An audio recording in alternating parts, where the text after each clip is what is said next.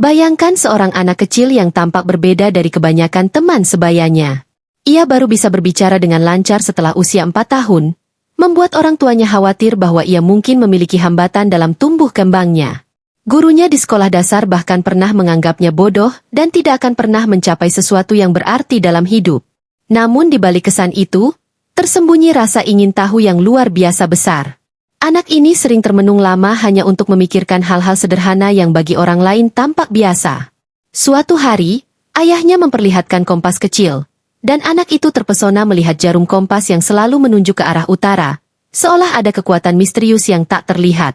Dari rasa heran inilah, ia mulai menyadari bahwa dunia menyimpan rahasia besar yang menunggu untuk dipahami. Anak yang dianggap lamban itu bernama Albert Einstein, dan kelak ia akan menjadi simbol jenius yang mengubah wajah ilmu pengetahuan serta cara manusia memahami alam semesta. Sejak kecil, Albert Einstein dikenal bukan sebagai anak yang ramai atau suka bermain bersama teman-temannya. Justru sebaliknya, ia lebih banyak menghabiskan waktu dengan dunianya sendiri. Gurunya bahkan pernah mengeluhkan bahwa ia sering melamun di kelas, seolah pikirannya melayang jauh entah kemana. Namun, di balik kebiasaannya itu, tersimpan rasa ingin tahu yang tidak biasa.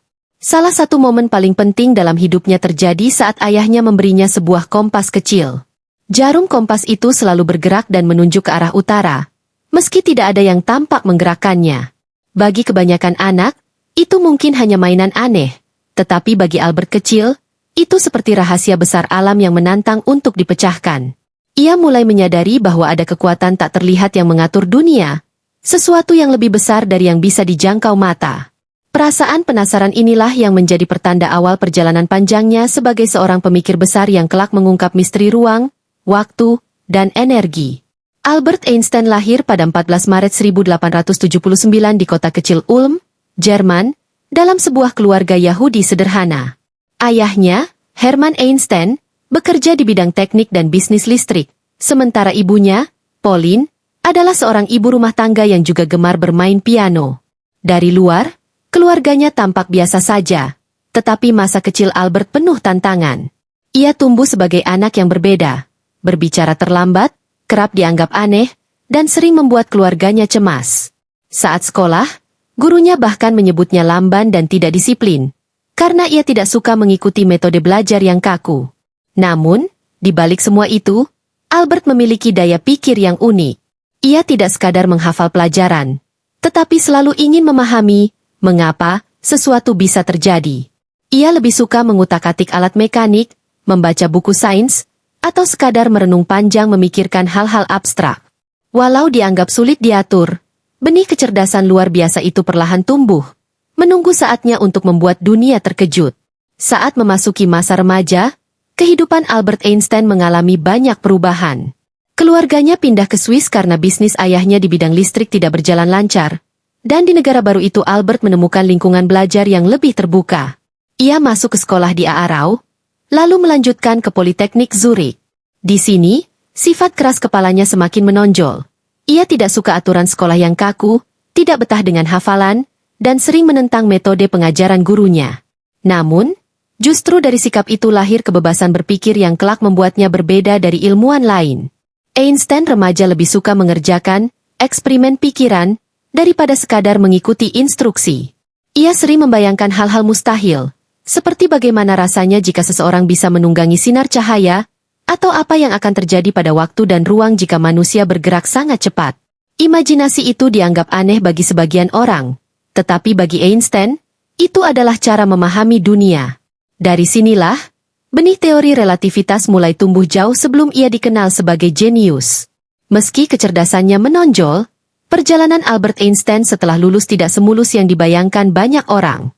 Bukannya langsung menjadi profesor ternama, ia justru kesulitan mendapatkan pekerjaan akademis.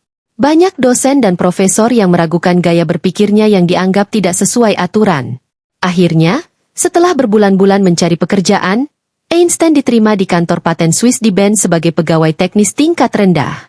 Tugasnya sederhana, memeriksa berkas-berkas permohonan paten untuk berbagai penemuan baru. Pekerjaan ini bagi sebagian orang mungkin membosankan, tetapi bagi Einstein justru menjadi ladang subur bagi ide-idenya. Di balik tumpukan dokumen teknis, ia menemukan inspirasi. Di waktu senggang, ia mencatat pemikirannya, membuat perhitungan, dan menulis makalah. Malam hari, ia masih sempat berdiskusi dengan teman-temannya di sebuah kelompok kecil yang mereka sebut Akademi Olimpia, tempat mereka membahas filsafat, matematika, hingga sains. Dari rutinitas sederhana inilah, perlahan-lahan lahir gagasan besar yang kelak akan mengguncang dunia ilmu pengetahuan. Tahun 1905 menjadi tonggak bersejarah dalam kehidupan Albert Einstein, tahun yang kemudian dikenal sebagai Annus Mirabilis atau Tahun Ajaib. Saat itu, ia masih bekerja sebagai pegawai kantor paten di Bern. Namun di sela-sela kesibukan sehari-harinya, ia menulis 4 makalah revolusioner yang masing-masing membuka bab baru dalam dunia sains.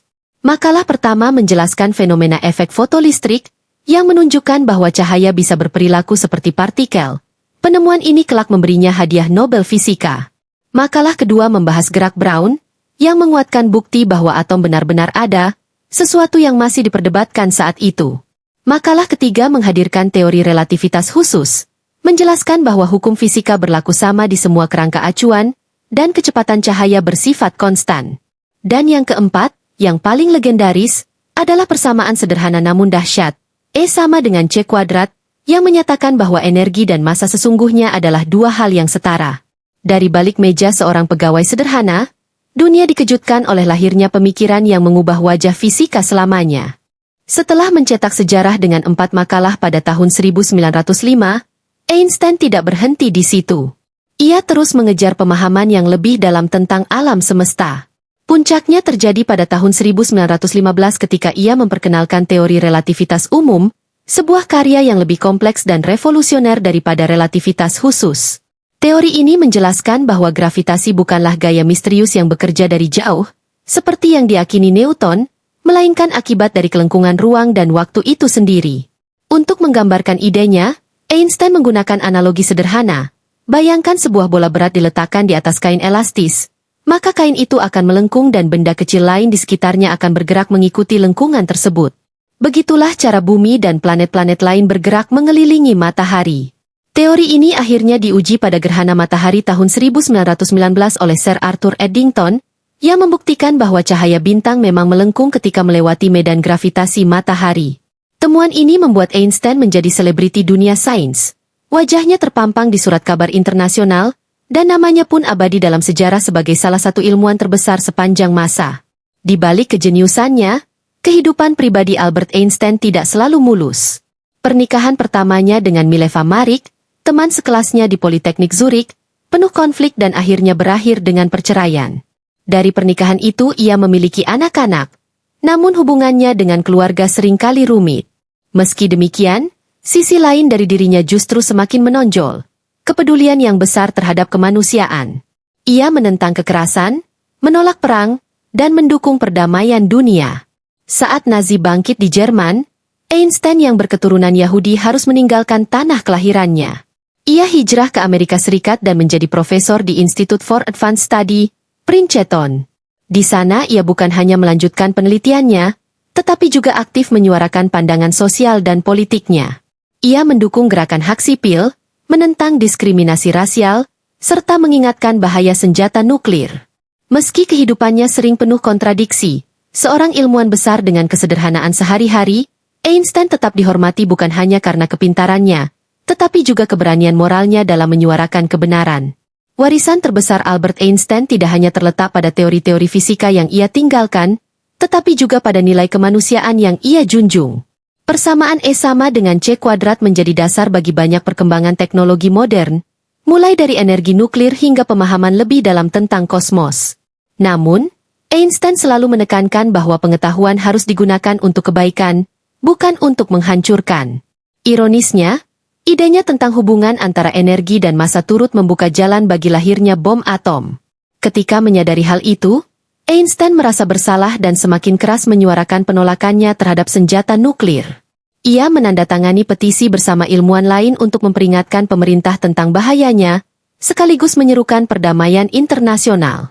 Lebih dari sekadar ilmuwan, Einstein adalah simbol keberanian intelektual yang mengajarkan bahwa imajinasi, rasa ingin tahu, dan tanggung jawab moral harus berjalan beriringan.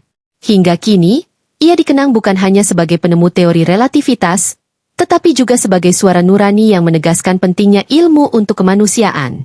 Albert Einstein menghabiskan tahun-tahun terakhir hidupnya di Princeton, Amerika Serikat, di mana ia tetap aktif menulis, berpikir, dan sesekali memberi kuliah meski kesehatannya semakin menurun.